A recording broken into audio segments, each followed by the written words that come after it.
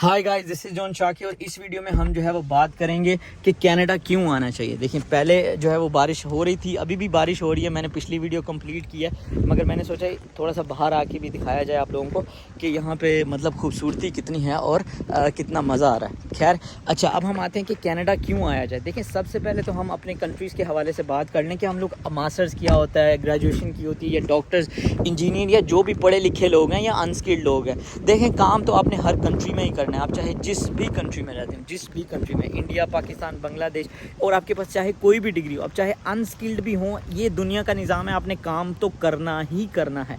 ठीक है, तो अब क्यों ना ऐसे कंट्री में काम किया जाए जहाँ पे 8 घंटे 6 घंटे काम करने के बाद हमारी जो है वो लाइफ भी इंश्योर्ड हो। हम अगर गिर जाते हैं तो हमें हर चीज़ के लिए फैसिलिटेट किया जाए। हमारे बच्चे भी जो है वो अच्छे स्कूल्स में पढ़ें, उनको भी सेफ्टी हो, उनके लिए भी लिविंग स्टाइल काफ़ी अच्छा हो, गाड़ियाँ अवेलेबल हों, लग्जरियस स्कूल हों, वो सारी चीज़ें जो है वो अवेलेबल हों। अब मान के चलते हैं कि आपने MBA किया हुआ है। एक MBA की पाकिस्तान में जो सैलरी है, या वो मान के चलें कि 80,000 है। अगर आप डॉक्टर हैं तो आप 2 लाख रुपए कमा लेते हैं। ठीक है जी, मैं अब देखें, ये उन लोगों की बात कर रहा हूँ जो काफ़ी हाई हैं। ठीक है, अब मैं पाकिस्तान और इंडिया की बात करता हूँ। अब अगर आप इंजीनियर हैं तो आप 80,000 से लेकर 1 लाख रुपए तक कमाते हैं। ठीक है, अगर आप सिविल इंजीनियर हैं तो भी आपका यही रेट है। मगर अगर आप बेचारे लेबर हैं, किसी स्टोर पे खड़े होते हैं, दुकान पे खड़े होते हैं, तो 20,000 रुपये कमाते हैं। मैं पाकिस्तान के बारे में बता रहा हूँ, तो आप इसको इंडिया के साथ भी कन्वर्ट कर लें। तो अगर आप इलेक्ट्रिशियन हैं, प्लम्बर हैं, और आपकी अपनी दुकान है, तो आप शायद 40,000 या 50,000 कमा लेते हैं। या अगर आप अपने बिजनेसमैन है, छोटा मोटा आपने बिजनेस किया हुआ है, किसी भी चीज़ की दुकान डाली हुई है, करियाना, मेडिकल स्टोर वगैरह, तो आप 50 से 60,000 की रेंज में कमाते हैं। अगर आप गवर्नमेंट टीचर हैं या गवर्नमेंट के मुलाजिम हैं, तो भी आप जो है वो 60 से 80,000 रुपए तक कमाते हैं। इसके अलावा जो गवर्नमेंट की फैसिलिटीज़ आपको जो है वो दी जाती हैं। ये चीज़ क्लियर हो गई। मगर अब सोचें कि यही जो चीज़ है, अब जैसे एक डॉक्टर यहाँ पे आता है, तो भाई सबसे पहली बात है कि डॉक्टर 16-17 लाख रुपए तक कमाते हैं यहाँ पे आने के बाद। ठीक है, इसके अलावा डॉक्टर, इंजीनियर्स, ये तो हाई स्किल लोग हैं ना। ये तो मतलब आप लोग फिर कहेंगे कि जो पैसे मैं बता रहा हूँ, आप लोग कहेंगे यार जॉन भाई आप इतने ज़्यादा पैसे बताते हो।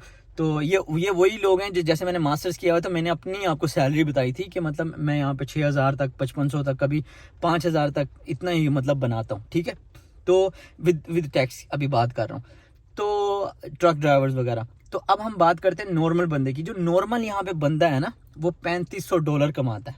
ठीक है, तो $3500 आप सोचें कि यार एक नॉर्मल बंदा जो विदाउट डॉक्टर, इंजीनियर, जिसने कुछ भी नहीं किया हुआ, मतलब जो नॉर्मल लोकल बंदा है, वो अगर इतने पैसे कमा रहा है, फिर उसके बाद आपको कनाडा क्यों आना चाहिए? क्या आपको लगता है आपको इतनी सैलरीज आपके कंट्री में मिलेंगी? नहीं मिलेंगी। मैं तो यहाँ पे कमेंट आप ज़रूर कीजिएगा कि कमेंट करके अपनी सैलरी, सबसे पहली बात है जो लोग देख रहे हैं ना, प्लीज़ अपनी सैलरीज लिखें।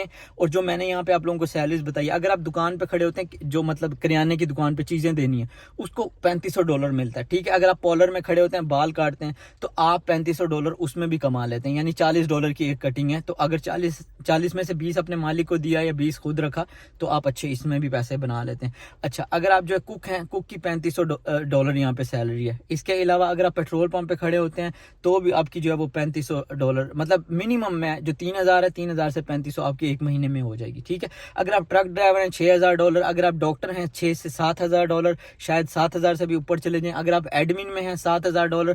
अगर आप जो है वो HR में हैं, 7,000, $8,000। आपने MBA किया हुआ है, 7,000, 6 से $7,000। अगर आप इंजीनियर हैं, 6 से $7,000। अगर आप जो है वो मैकेनिकल इंजीनियर हैं, कोई भी इंजीनियर है, सिविल इंजीनियर है, 7 से $8,000।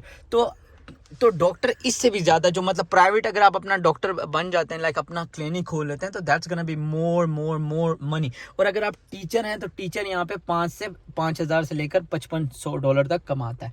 ठीक है, अब हम आते हैं कि आप किस तरह से अपने खर्चे बचा सकते हैं, क्यों आना चाहिए आपको। सबसे पहले तो जब आप यहाँ पे आते हैं, your English skill is very high, आपको सबसे पहले इंटरनेशनल रैंकिंग मिल जाती है सबसे पहले तो। And you can understand lot of others countries language. ठीक है, आपको इंग्लिश एक्सपोजर मिल जाता है, आप बुक्स पढ़ने लगते हो, फिल्म्स देखते हो, तो आपका जो ब्रेन है वो खुल जाता है। सेकंड थिंग, आप रिलीजियस प्रोस्पेक्टस से जो है वो इतना ब्रॉड हो जाते हो कि अगर हम अपने कंट्री पाकिस्तान, इंडिया, नेपाल, बांग्लादेश, इन सब में हम रिलीजियस की वजह से बहुत टाइट हुए हैं, मतलब हम लोग एक दूसरे के साथ बात तक नहीं करते। बट जब आप यहाँ पे आते हो, आप डिफरेंट कल्चर्स देखते हो, तो आपको पता चलता है कि यार प्याले से बाहर भी कोई दुनिया है। मतलब सिर्फ religion is not everything. So expand करते हैं कि यार अच्छा ये भी रिलीजन है, आप नए नए लोगों से मिलते हैं, ये भी रिलीजन है, ये भी रिलीजन है, मगर किसी के दिल में ऐसा कोई बुरापन महसूस नहीं होगा। एक तो हम सबसे फ्रेंडली हो जाते हैं, पीस में आ जाते हैं, हमारा ब्रेन रिलैक्स हो जाता है, जितनी क्रिटिकलिटीज होती हैं हमारे रिलीजन को लेके वो खत्म हो जाती हैं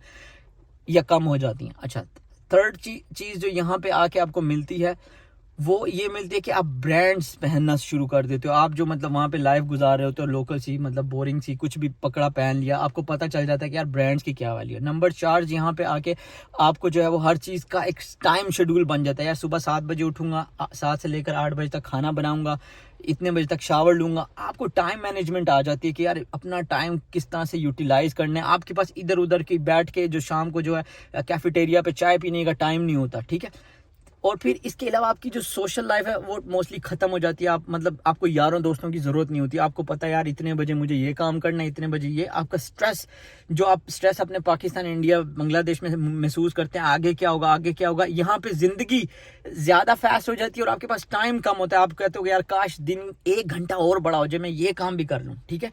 तो ये यहाँ पे एक चीज, आपका ब्रेन जो है वो काफी बिजी हो जाता है। आपके पास लव शव मोहब्बत प्यार मोहब्बत दोस्ती करने के लिए टाइम नहीं होता। आप पैसों की दौड़ में लगे होते हो और हर किसी से आगे निकलने लग जाते हो। थर्ड बात, अगर आप अपने पैसों को मतलब कम पैकेज इंटरनेट वाला यूज करें, यहाँ से आप पैसे बचा सकते हैं। फिर आप जो है वो घर शेयरिंग में ले लें, लड़कियां हैं तो किसी और लड़कियों फ्रेंड्स के साथ घर ले लें, शेयरिंग में चले जाएं। 1000 वाला घर जो है वो आप 3 बंदे ले लो, $300 आपके हैं तो आपको वहां पे $700, जो मैंने पिछली वीडियो में कैलकुलेशन बताई थी। तो यहाँ पे आप देखें, आप जो लोग पैसे बचाना चाहते हैं तो ये पैसे काउंट करते जाएं।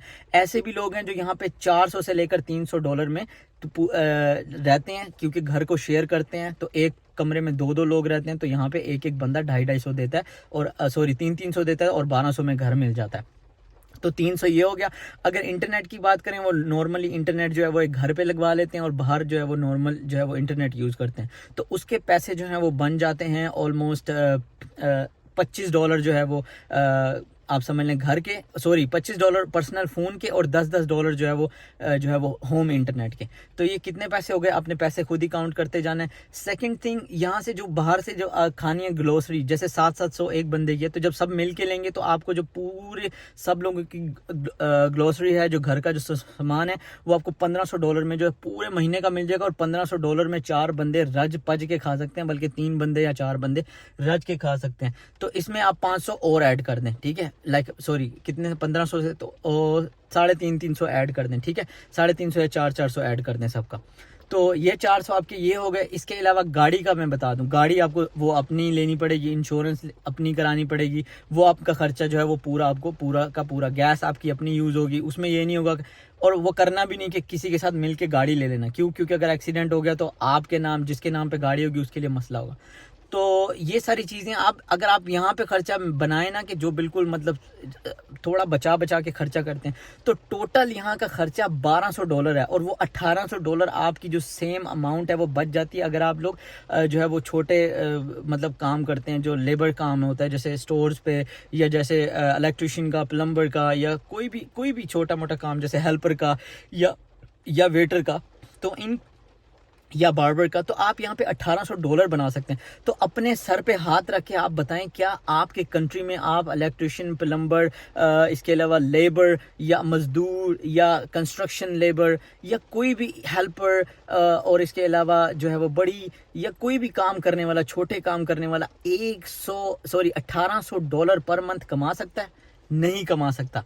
इसके अलावा जब आपके ऊपर हेल्थ इंश्योरेंस होती है, आपको हार्ट अटैक आ जाए, आपको जो माइग्रेन हो जाए, आपको जो है वो कोई ब्रेन ट्यूमर वगैरह हो जाए, कैंसर हो जाए, ये अपना आखिरी दम तक फाइट करते हैं और आपको बचाने की कोशिश करते हैं। यहाँ पे जो एवरेज ज़िंदगी है वो है 80 ईयर्स, 80 साल तक लोग जीते हैं। और मैंने यहाँ पे ऐसे भी लोग देखे जो 100 साल तक जी रहे हैं, और उनको ये मतलब उनकी प्रॉपर्ली उनको जो है वो चेकअप होता है, उनका हर वीकली चेकअप होता है। जबकि हमारे कंट्रीज में माजरत के साथ 60 साल से ऊपर तो कोई जाता नहीं, और किसी के पास इतने भी पैसे नहीं होते कि अगर हार्ट अटैक हो जाए तो वो स्टंट्स वगैरह डलवा सके या अपने हार्ट का जो है वो आर्टरी वगैरह चेंज करवा सके। होप आप लोगों को ये चीज़ें समझ आ गई होंगी। मगर यहाँ पे ये लोग बहुत ज़्यादा ईमानदार है, किसी के पैसे गिर जाएँ वापस दे देते हैं, फ़ोन गिर जाए वापस दे देते हैं, फ़ोन नहीं छीना जाता, जबकि हमारे कंट्री में फ़ोन भी छीनना जाता है। इसलिए मैं कहता हूँ आप लोग बाहर आए, हमारे कंट्री में फ़ोन भी छीन लेते हैं। हमारे कंट्री में जो है वो क्या कहते हैं लाइन भी तोड़ते हैं, बिल भी बिजली के नहीं देते हैं, किसी को अगर मारना हो, अगर कानून की पासदारी हो तो वो भी नहीं होते। तो ये एक टोटली डिफरेंट टॉपिक है। यहाँ पे आके आप जो है वो आप ईमानदारी वाली ज़िंदगी गुजारते हो, हर चीज़ साफ़ सुथरी मिलती है। यहाँ पे मिलावट करने वाले को बहुत बड़ी सज़ा है, किसी चीज़ में मिलावट नहीं होती, आपकी लाइफ जो है वो एक स्ट्रेट पॉइंट पे आ जाती है। अब ये आपको समझना है कि आपको कनाडा आना है, ऑस्ट्रेलिया आना है, या जिस भी कंट्री आना है या नहीं आना, ये अब आप लोगों पे मैंने छोड़ा है। या जितने भी यूट्यूबर्स आपको बार बार कहते हैं कनाडा मत आना, कनाडा मत आना, तो वो खुद क्यों गए हैं? तो उनको कहें कि खुद इतनी तुम्हें तकलीफ है कि तो वापस आ जाओ। और लास्ट पॉइंट ये कहूँगा कि यार इंडिया वालों का और अभी जो है वो कनाडा का थोड़ा सा इशू चल रहा है, मगर परेशान ना हो यार, कुछ टाइम के बाद सारे मसले हल हो जाते हैं। देखें मेरे लिए इंडिया वाले भी भाई हैं, पाकिस्तान वाले भी, सभी भाई हैं, ठीक है। ये मत सोचा करें कि मैं किसी एक कंट्री से हूँ तो मैं दूसरे कंट्री को वो करता हूँ। तो मेरे लिए आप लोग सब भाई भाई हैं। यहाँ पे जब आप आओगे तो आपको समझ आ जाएगा इंडिया पाकिस्तान ये कुछ नहीं होता, ठीक है। सब लोग एक जैसे होते हैं, ह्यूमन इज़ मोर इम्पोर्टेंट।